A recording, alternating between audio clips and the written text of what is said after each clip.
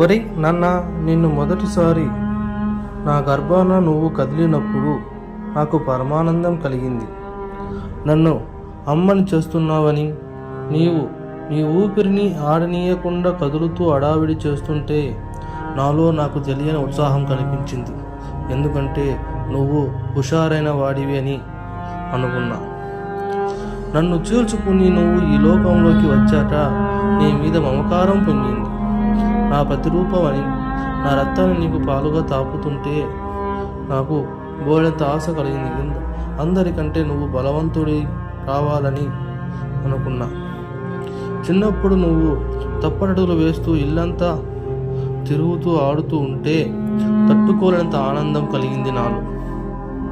ఎందుకంటే నీ కాళ్ళ మీద నువ్వు నిలబడగలవని నాకు అనిపించింది. ప్రాణం పోయేటప్పుడు కంట తడి పెట్టనందుకు తృప్తిగా ఉంది. నీకు తట్టుకునే శక్తి ఆ దేవుడు దయ వల్ల కలిగింది అని. కానీ నాకు ఇప్పుడు బాధగా ఉంది.